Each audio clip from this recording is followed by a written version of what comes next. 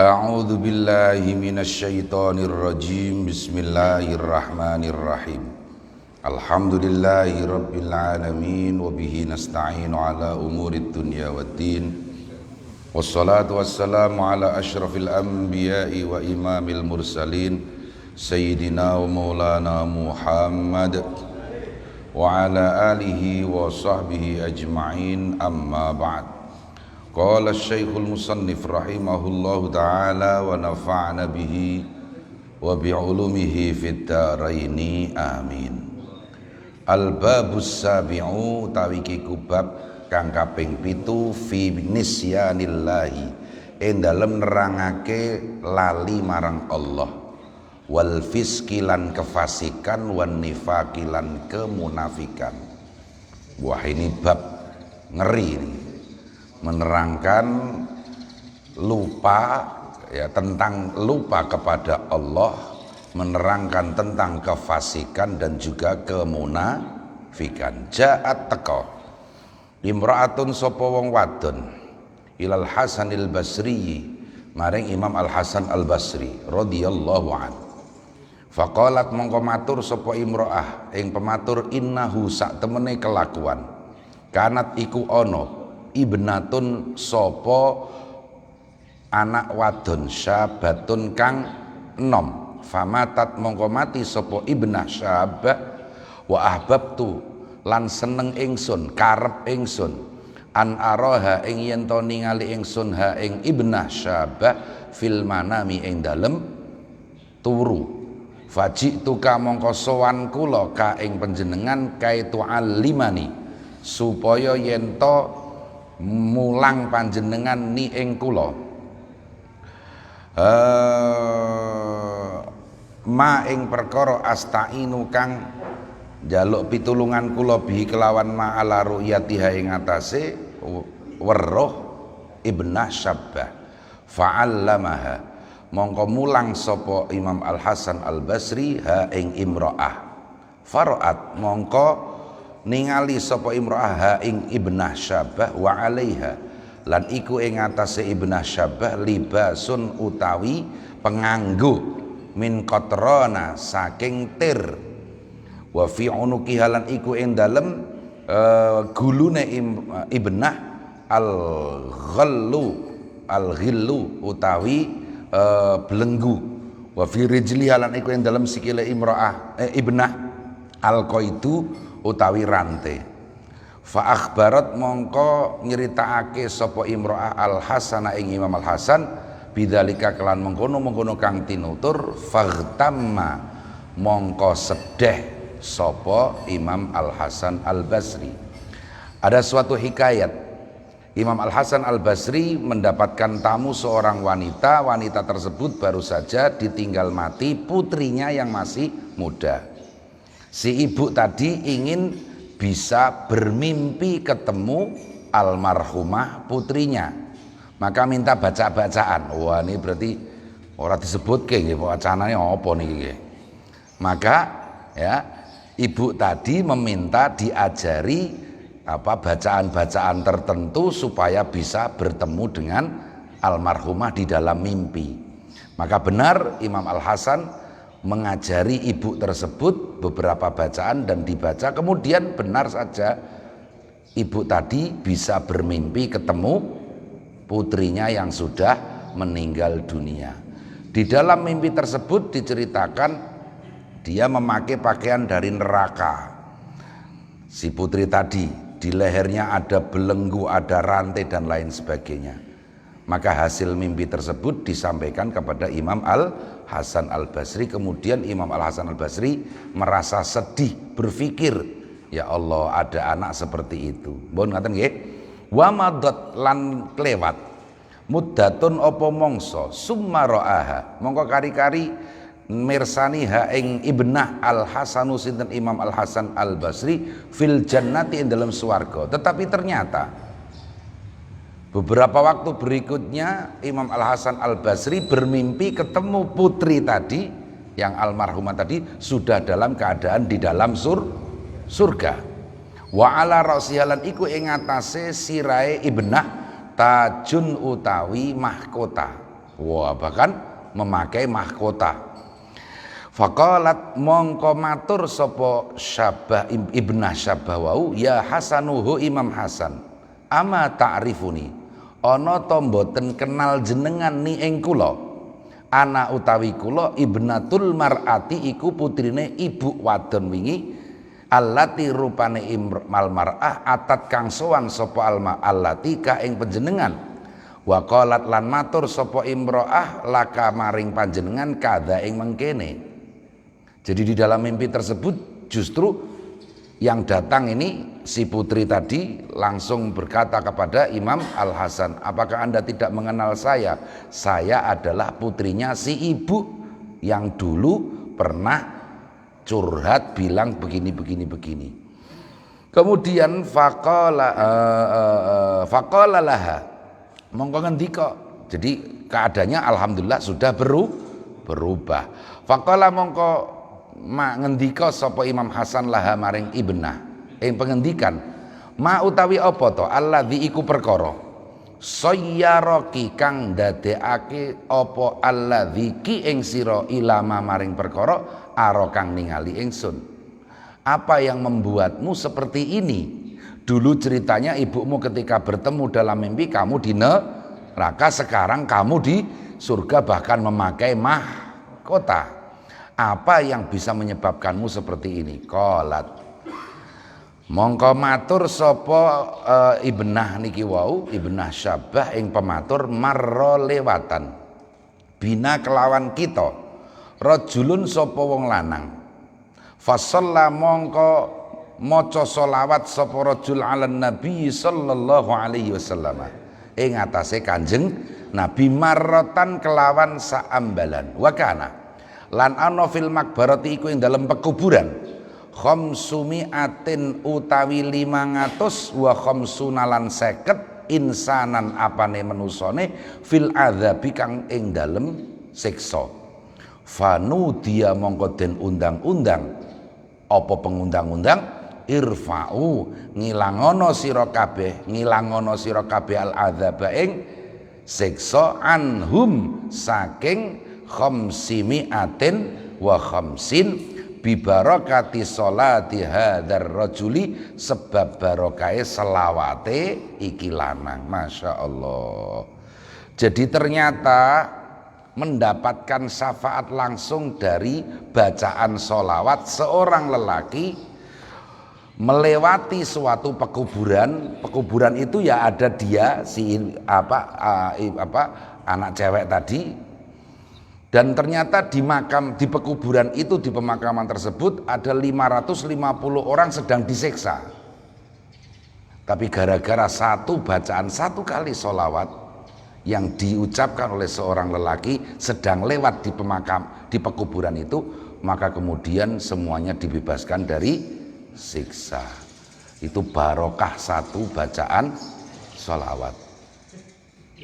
Kita kan punya ajaran sejak lama, kita diajari oleh guru-guru kita ya, kalau lewat di suatu lokasi kuburan makam ya, assalamualaikum ya ahlal bait ya atau ya ahlal diyar wa inna insyaallah bikum lahikun. Kita ucapkan salam, terus kita doakan apa doanya, Fatihah ngoten mawon ya. Sebisa mungkin setiap kita lewat pekuburan siapapun manapun, asalkan tidak non muslim ya, karena kita tidak boleh mendoakan non muslim ketika sudah meninggal. Justru ketika masih hidup kita boleh mendoakan non muslim, mendoakan supaya mendapatkan hidayah. Makanya jangan terburu-buru mengecam doa bersama antar umat beragama. Nah, ya, paling tidak kalau kami pribadi kalau ikut acara doa bersama ya, itu yang mendoakan semoga mendapatkan hidayah. Boleh mendoakan non muslim ketika masih hidup. Justru yang tidak boleh itu ketika sudah mati, karena itu sudah urusan Allah. Nah, kan begitu nggih. Nah, bon. Jadi sekali lagi mari ya, Paling tidak kita berpikir begini, supaya kita semangat mendoakan siapapun yang berada di komplek pekuburan apapun. Paling tidak untuk membangkitkan semangat pribadi, ya semoga nanti kalau saya di situ ada orang lewat juga mendoakan saya, kan begitu. Nah, kita hanya berharap seperti itu, tapi lewat kuburan malah dinggo cangkruk. Anak-anak muda ini sudah kekurangan kafe rupanya. Jadi lokasi-lokasi tanah kuburan pun dibuat nongkrong. Iya. Jadi sekarang itu memang positifnya sekarang ini jarang sekali ditemukan komplek pekuburan yang angker. Ya mau angker bagaimana dibuat nongkrong. Ya, setane ya wegah mrono iku. Wis padha bolo rasa tak godho kan ngono. Tunggal guru aja ganggu, tunggal kanca aja nggodho lah ngoten ya. Ya, makanya saya kalau dalam bahasa berguru pada anak-anak di kelas itu, kamu kalau pengen pacaran supaya nggak terlihat siapapun, cari tempat yang paling angker, dilindungi oleh penduduk setempat. Sesama setan saling melindungi, saya bilang gitu. Sesama setan saling melindungi. Ya, jadi itu tadi barokah sholawat dibacakan di suatu komplek pemakaman. Wah, kurang kenal iku. Ya ndak begitu. Ingat, ya siapa tahu nanti kita juga pasti ke situ. Nah, kalau kita selama hidup kita gemar suka mendoakan orang-orang meskipun kita tidak kenal, orang-orang di kuburan itu, asalkan kuburan muslim ya, didoakan apa saja, paling tidak Fatihah atau dikasih salam itu tadi. Nah, semoga kita nanti kalau di situ dikuburkan dimanapun juga ada orang lewat juga mendoakan kita, lah kan enak itu, Nah itu harus dimulai ketika kita masih hidup, jangan seorang ngurus mau tekan kuburan ora ono sing ndongakno, nek perlu anake ora gelem ndongakno. Gitu. Nggih, anake ora tau diambokno agama belas. Paling tidak, kalaupun toh tidak di lembaga pendidikan keagamaan, ya paling tidak itu hal-hal yang prinsip, tahlil, yasinan, itulah. Karena kita semua kan pasti akan mati dan berharap didoakan anak kita. Hadisnya sahih, udah nggak usah berdebat lagi tentang hadis itu. Wa waladin sholihin yad'ulahu itu, ayo siapa yang mau membantah? Ya, anak yang soleh yang mendoakan orang tua ini pasti bisa sampai kepada si mayit. Kalau mungkin doa yang lain masih ada orang yang belum percaya, tapi kalau tidak percaya doa anak bisa sampai kepada orang tuanya, ya naudzubillah, itu hadisnya sahih. Ya, wa waladin sholihin yad'u lahu. Nah, kita paling tidak putra-putri kita, paling tidak kita kenalkan tahlil, yasinan, supaya nanti kita kalau kita gilirannya di alam kubur kita didoakan anak-anak kita. Minimal itu. Nggih. Syukur-syukur sekalian menantu. Makanya kalau milih menantu ya hati-hati juga. Iso tahlil ta ora mantune jenengan. Gege anti tahlil kok mantune jenengan. Repot.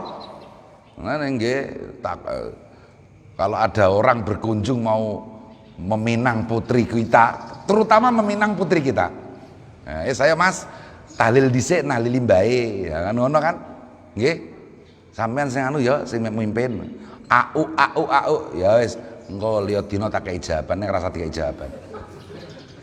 Loh, ini harus egois kita, harus egois, ini putri kita, anak kita. Dia harapan satu-satunya yang paling pasti bahwa dia akan mendoakan kita.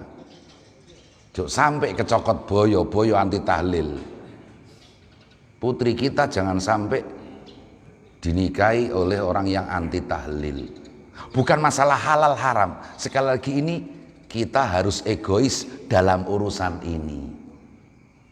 Karena betapapun hadisnya sahih, wa waladin sholihin yad'u lahu, anak yang soleh yang mendoakan kedua orang tua ketika kedua orang tua sudah meninggal dunia.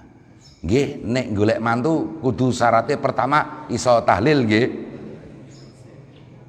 Ya, syarat pertama menantu kita harus bisa tahlil dan suka tahlil. Repot nanti kalau mempengaruhi anak kita, sehingga anak kita nggak pernah tahlil, nggak pernah yasinan, nggak pernah mendoakan kedua orang tuanya. Kalau mumpung kita masih hidup, ya, kalau udah kita di kuburan bagaimana? Nangis tok. Lah ya monjen niku biyen ya ditakokno cah pondokan ning ketok melarat yo piye. Nah, iku sugih kok, ya tak pilih. Ya, iya sugih-sugih ternyata boyo anti tahlil. Terserah. Yang tidak mau tahlil enggak masalah, tapi sekali lagi ini untuk diri kita sendiri. Panjenengan percaya, ya harus percaya wong ini hadis ya.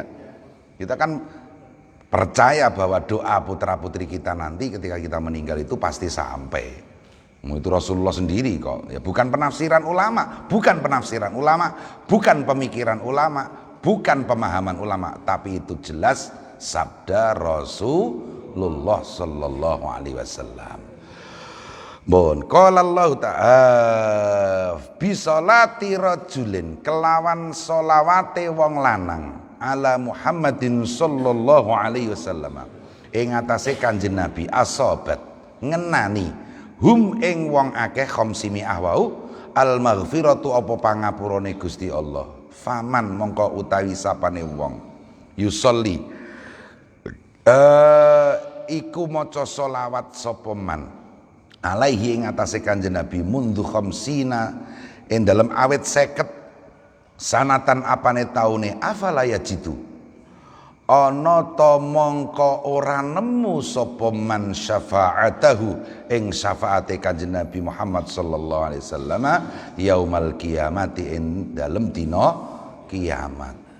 Itu tadi kisah satu orang membaca satu kali sholawat saja bisa mensyafaati 550 orang, apalagi kita yang gemar sholawat berpuluh-puluh tahun. Masa sih tidak akan mendapatkan syafaat? Insya Allah mendapatkan syafaat. Meskipun kita sholawatannya berbayar, meskipun kita sholawatannya dipamerkan, sholawat ini luar biasa dalam keadaan apapun, insya Allah tetap barokah karena itu Kanjeng Nabi. Ngoten nggih. Qala Allah Ta'ala, dawuh sinten Gusti Allah Ta'ala ing dawuh wala takunu. Itu tadi pembukaan ya. Jadi babnya tadi kan tentang menerangkan tentang lupa kepada Allah, kefasikan dan kemunafikan, tapi diawali dengan kisah tentang sholawat. Jadi belum kita bahas ini ya bab tadi. Qala Allah Ta'ala, dawuh sinten Gusti Allah Ta'ala ing dawuh wala takunu lan aja ana sira kabeh ai fil maksiati tegese ing dalem maksiat kalladzina iku kaya wong akeh, yakni ngersakake sinten Allah wallahu alam al munafiqina ing wong-wong munafik alladzina rupane wong akeh nasu kang padha lali sapa alladzina Allah ing Allah, yakni ngersakake sinten Allah taraku padha tinggal sapa wong akeh amrallahi ing perintahe Allah wa fa'alu lan padha nglakoni sapa wong akeh khilafahu ing nulayani perintah Allah wa taladzadzu lan padha enak-enakan sapa alladzina bisyahawati dunya kelawan pira-pira syahwate dunya wa rakanu lan padha anteng mojok cenderung condong nggih saged mawon condong sing paling sekeca sapa wong akeh ila ghururiha maring tipuane dunya. Jadi ada firman Allah wala takunu kalladzina nasullaha, janganlah kalian menjadi orang yang lupa kepada Allah. Artinya lupa berarti meninggalkan perintah Allah, justru melakukan sesuatu yang berlawanan dengan perintah Allah, berfoya-foya terhadap kesenangan dunia dan lebih menyukai tipuan-tipuan dunia. Wasuila lan den suwuni pirsa sinten Rasulullah sallallahu alaihi wasallam anil mukmini saking wong mukmin wal munafiki lan wong munafik. Suatu ketika baginda Nabi ditanya tentang perbedaan orang yang beriman dan orang yang munafik. Jawaban Rasulullah bagaimana? Faqala mongko dawuh sinten Kanjeng Nabi ing dawuh innal mu'mina sak temene wong mukmin hammuhu iku utawi pemikirane mukmin fis sholati ing dalam salat wasiyami lan poso. Wal munafiku tayong munafik hammuhu iku utawi pemikirane munafik fit ta'ami ing dalem panganan wasyarabi lan omben-ombenan kalbahi mati hale kaya raja kaya wa tarkil ibadati lan tinggal ngibadah wassolati lan salat. Jauh sekali beda orang mukmin dan munafik. Kalau mukmin selalu yang dipikir salat, puasa, nggih. Tapi orang munafik yang dipikir mayorane kapan nih? Makanan, minuman, kuliner di sana itu masya Allah. Baru saja masuk sebuah restoran sudah dikasih tahu temannya, ini nanti kapan-kapan ke situ ya, yang sana itu. La ilaha illallah. Dari satu restoran ke restoran, gini bang, hati-hati ini ku. Yo, kalau mau makan makan saja, tapi jangan dipikir gitu loh. Apalagi pusing makan. Waduh, ini kayaknya kita semua seperti ini deh. Kayaknya kita semua setiap hari seperti ini deh. Makan aja pusing ya. Padahal yono loh. Oh no, ada wonten lah nggih. Ndak mboten nonton sing ora kagungan beras lah. Nggih. Lombok ndak iki kagungan nggih. Terasi ndak wis ana lah. Ajek mendino. Nggih. Ampun. Jadi akhirnya tanya teman-temannya, mana nih kuliner yang paling jos? Wow. Ini recommended. Waduh, langsung datang ke sebuah restoran. Belum sampai selesai makan, sudah tanya temannya lagi, ini mana lagi nih yang lebih menarik daripada ini? Astagfirullahaladzim. Pemikirannya hanya makan dan minum seperti seperti binatang. Masyaallah. Wal mukminu utai wong mukmin masghulun iku sibuk bisedekati kelawan sedekah. Wa talabil maghfirati lan numprih maghfirah, golek maghfirah. Wal munafiku masghulun bil hirsi kelawan gerangsang. Wal amalilan ame-ame utawa napa angen-angen. Nggih. Jadi kalau mukmin yang benar itu bagaimana selalu berusaha untuk bersedekah, berusaha mendapatkan maghfirah, merasa bahwa dosanya terlalu banyak, bagaimana caranya dosanya terhapus. Setiap kali diberitahu ini ada amalan ini bisa menghapus dosamu, wah semangat, kan begitu kan? Setiap kali mendengar ini ada amalan bisa menghapus dosa, wah semangat. Dilakukan amalan tersebut supaya dosanya diampuni. Itu pemikirannya orang-orang mukmin. Kalau munafik, piye carane iso untung? Nggih, terus berharap tahun depan bisa loh, kan berharap tahun depan bisa. Nggih, berharap tahun depan bisa itu kira-kira ijeh urip kalau jenengan tahun ngarep iki. Nggih. Lah anak-anak sekarang itu ya kaget.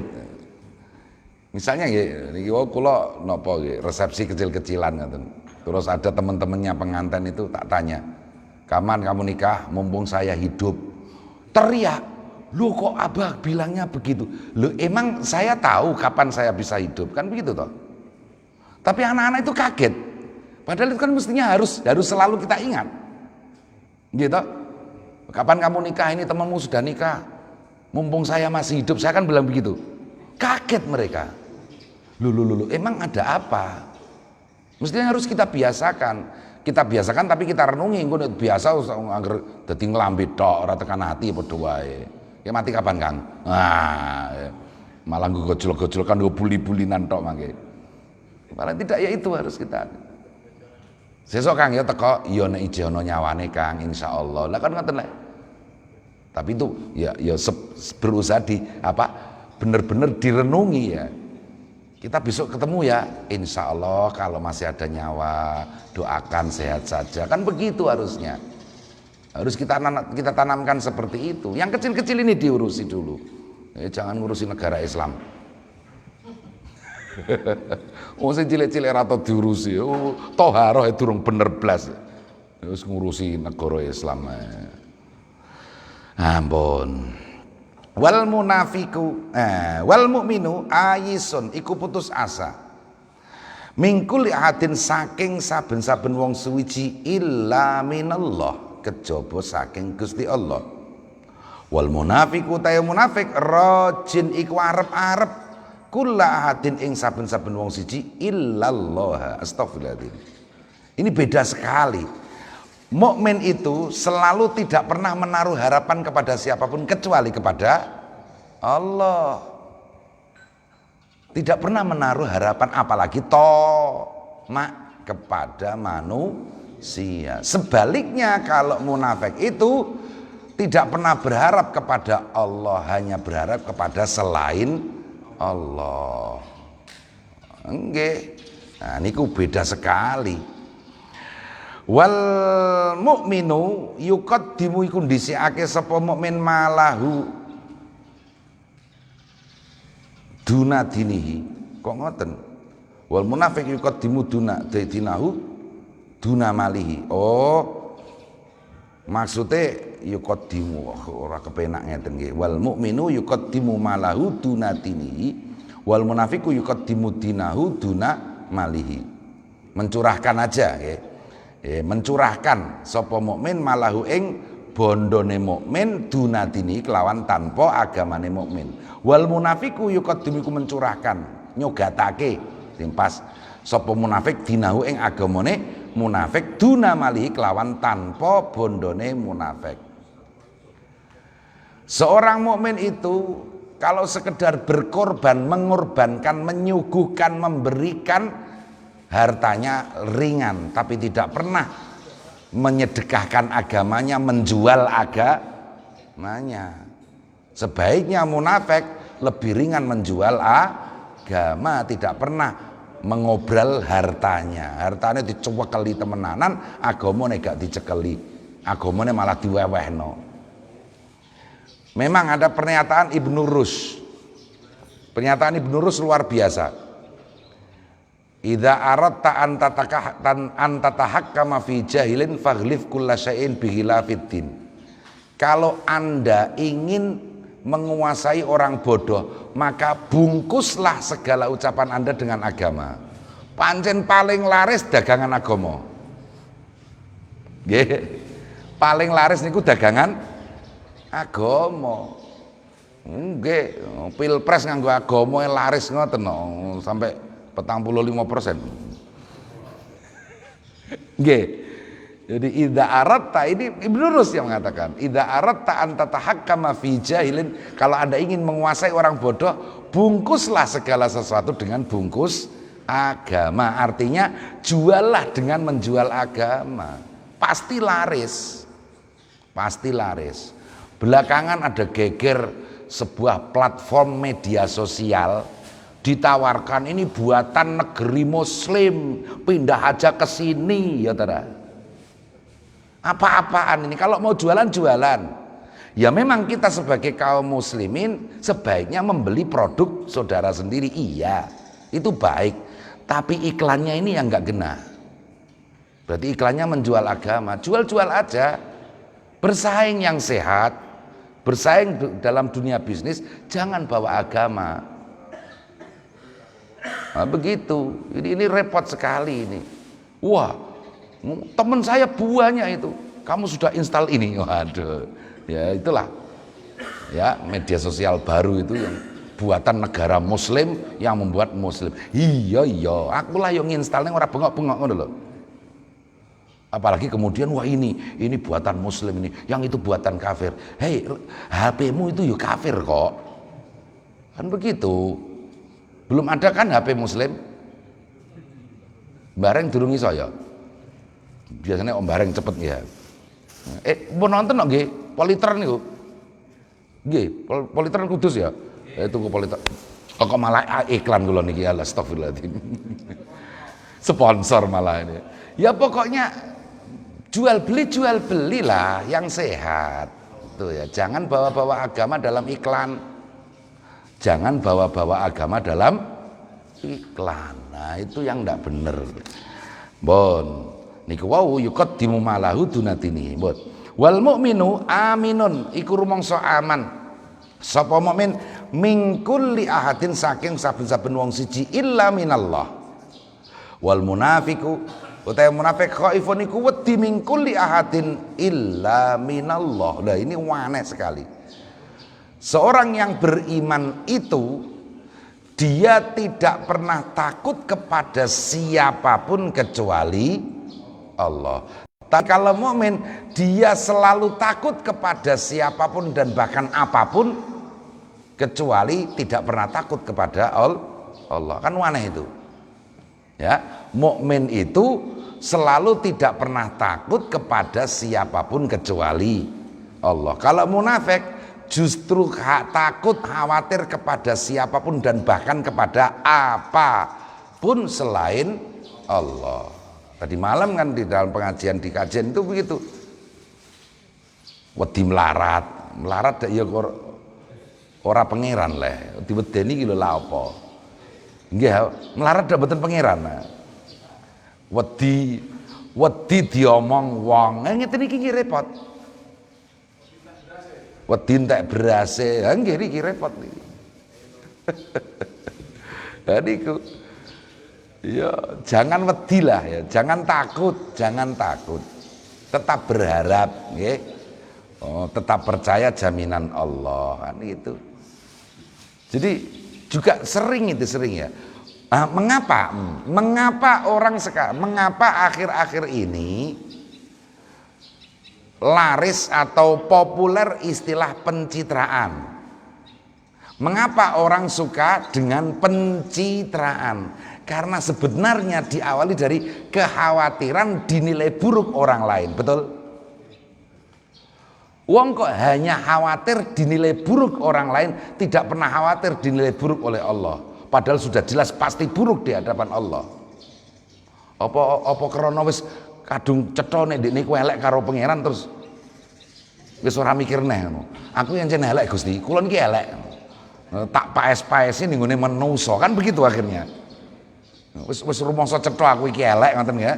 Terus ngapik-ngapik ning ngene ngarepe manusia. Apa karena sudah punya kesadaran betul bahwa dirinya itu jelek betul di hadapan Allah, maka berusaha memperbaiki citra di hadapan manusia. Ini kata-kata pencitraan ini sebetulnya bahaya sekali. Ya, untuk apa kita senang dengan pencitraan? Ya, diawali dari khawatir dinilai buruk orang lain. Sepertinya tidak pernah khawatir dinilai buruk oleh Allah.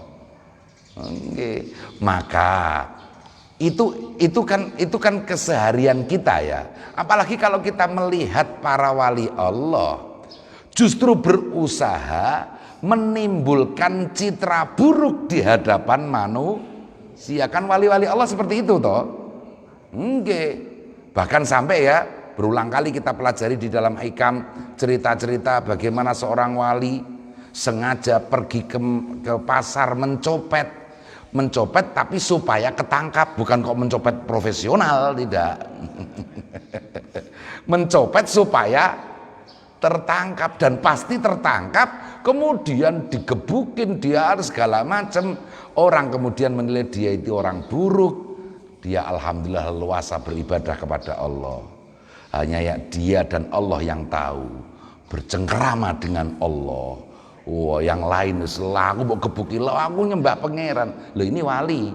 Saya memang tidak mengajak Anda seperti itu, tapi paling tidak jangan hiraukan penilaian buruk manusia. Untuk apa? Ngoten lho niku nggih. Nggih. Kalau itu tadi kan tingkatannya wali lah ya, spesial itu. Kita ini tidak perlu. Yang penting kita sudah berusaha berbuat baik. Titik. Manusia sekali lagi hanya dituntut untuk berusaha. Hasil bukan tuntutan. Hasil dari usaha bukan tuntutan. Tapi awas, Anda harus berusaha sekuat tenaga untuk berbuat kebaikan atau berbuat baik. Selama kita sudah berusaha, bismillah, maka setelah itu bukan tanggung jawab kita. Mau dinilai buruk orang lain terserah. Kalaupun toh kita sebetulnya sudah baik dinilai buruk oleh orang lain dan kita menerimanya, bukankah itu menambah keikhlasan, betul? Gitu. Padahal kita tahu keikhlasan itu beratnya bukan main. Ikhlas itu kan berat bukan main.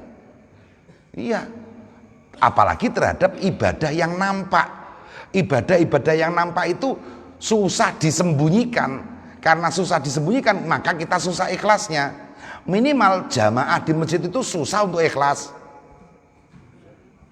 Nggih. Wah apalagi wah sekarang nih WA grup, Masya Allah ada yang tukang absen tahajud lur weleh. WA grup selalu begitu. Padahal lopo lagi melekan ya. Tahajud lur. Nanti sebentar lagi mari kita ke jamaah ke masjid lur. Wah, kabarnya wong telune lah. Apa-apaan itu? Ya, bukan apa-apaan ya. Itu baik, itu baik. Tapi ya jangan tertarik hanya itu. Itu. Ya udah bismillah kita jamaah. Itu ibadah-ibadah yang selalu nampak dengan orang lain dan itu susah sekali untuk berikhlas. Nah makanya cari keikhlasan dalam hal yang lain. Yaitu apa? Ikhlas dicaci maki orang lain. Ikhlas dinilai buruk orang lain. Kan gak ada yang tahu itu. Nggih. Wah aku nek kuwatir dirasani ngene ngono. Alah wis dirasani yo lah. Wong aku ya ora krungu wae kok. Lho kan saya digunjing orang kan saya enggak kedengaran. Kalau saya dengar, saya diam saja pasti saya mendapatkan pahala, pasti. Dan pahala yang menggunjing saya ditransfer ke rekening saya. Loh enggak. Loh itu kan ada cerita kan, di Hikam kan banyak sekali. Ada seorang imam setiap malam selalu mengimami sholat tahajud di masjid. Suatu malam tertidur enggak mengimami sholat tahajud. Wah geger jadi viral di kampung itu. Kiainya tadi malam enggak tahajud. Sampai pagi di pasar rame. Istri sang kiai masuk pasar. Begitu masuk dengar kiai ora tahajud. Nah langsung bunyai kembali ke rumah tanpa membawa belanjaan. Kenapa bu? Ya Allah pak aku malu, mau ku taruh mana mukaku? Orang sepasar menggunjingkanmu gara-gara tadi malam kamu tidak sholat tahajud seperti biasa. Sang kiai, alhamdulillah ini toh. Apa kok alhamdulillah? Barusan saya mendapatkan ilham. Rekening surga saya mendapat transferan pahala sholat tahajud sekampung. Orang yang tadi malam sholat tahajud mereka sudah ikhlas, tapi pagi ini gara-gara menggunjing saya pahalanya transfer ke rekening saya semua. Saya tadi malam tidak tahajud dapat pahala orang sekampung tahajud. Bon cedok. Mengapa kita masih merasa risau jika digunjingkan orang? Mengapa masih risau ketika dinilai buruk orang lain? Yang penting kita sudah berusaha berbuat baik titik. Nah itu untuk diri kita.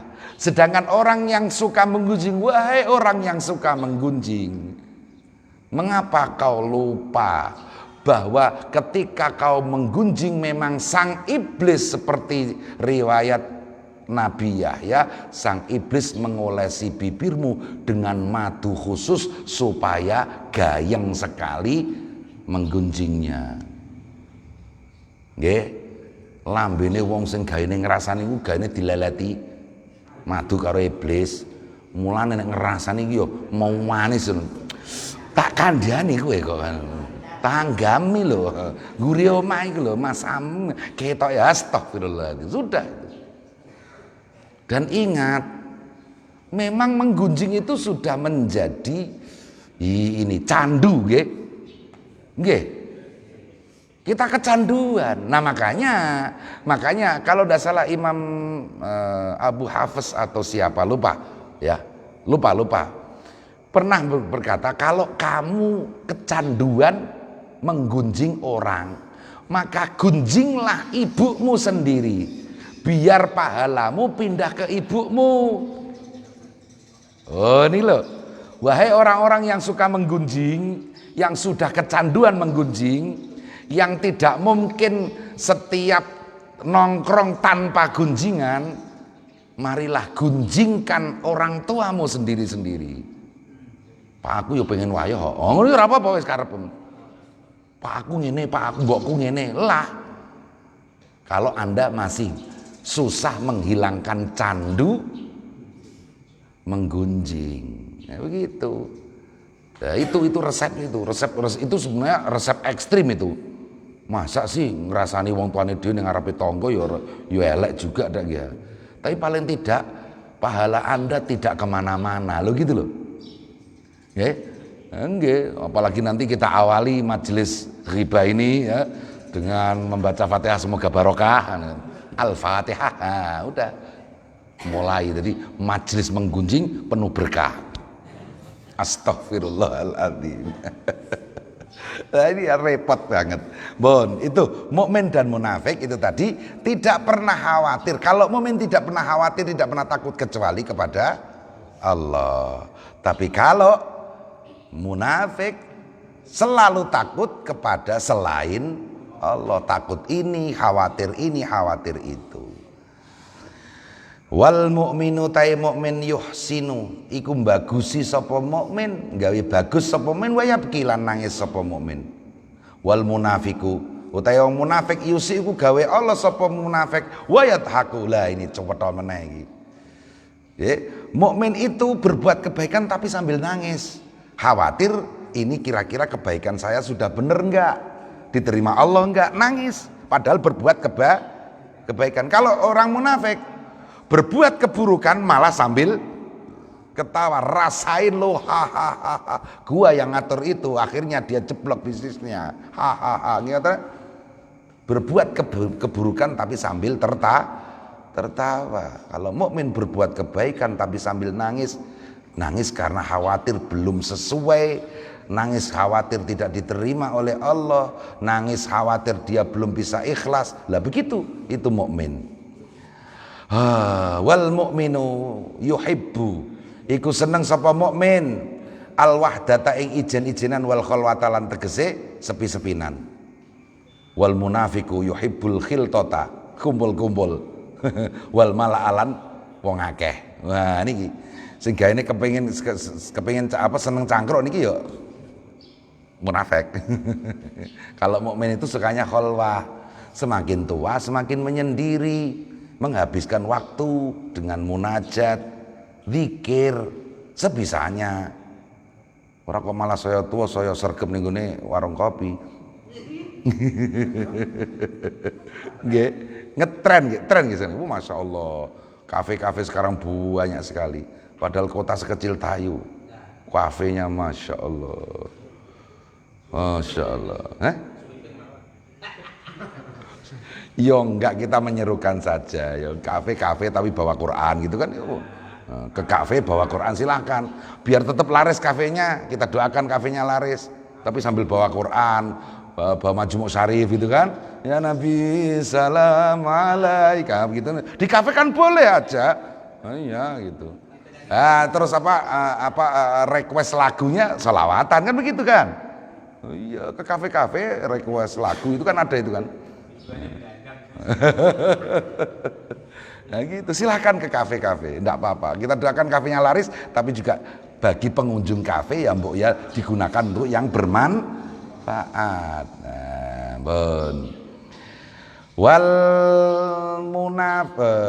wal mu'minu yazra'u iku nandur sapa mukmin wa yakhshalan kuwatir sapa mukmin al fasada ing gabuk utawa rusak. Wal munafiku ta munafik yaklau iku njabut sapa munafik wa yarjulan arep-arep sapa munafik al hasada ing panen. Nah, diibaratkan seperti itu. Orang mukmin itu suka menanam tapi khawatir nanti tanamannya tidak berhasil. Kalau orang munafik sukanya mencabut tanaman tapi berharap ada panen. Wong aneh. Nggih. Tidak pernah beribadah tapi berharap surga gitu loh ya. Tidak pernah beribadah tapi berharap surga. Kalau mukmin selalu beribadah tapi khawatir. Nah, gitu kan? Khawatir ibadahnya belum bisa sempurna. Wal mukminu tai mukmin ya'muru iku perintah sapa mukmin, wayan halan nyegah sapa mukmin siasatan krana pengaturan diniatan kang bangsa agama. Wa yuslihu lan bagusi sapa mukmin. Wal munafiku ya'muru wayanha tapi riyasatan krana dadi kepemimpinan. Wa yufsidu lan ngrusak sapa munafik. Seorang mukmin kalau amar ma'ruf nahi mungkar semata-mata tujuan agama. Tapi munafik amar ma'ruf nahi mungkar tapi untuk kedudukan, riasah. Nggih. Supaya wah ketok dadi pimpinan masyarakat. Nah gitu. Bal ya'muru balik perintah sapa munafik bil mungkari kelawan kemungkaran wayan halan nyegah sapa munafik anil ma'rufi saking kebagusan.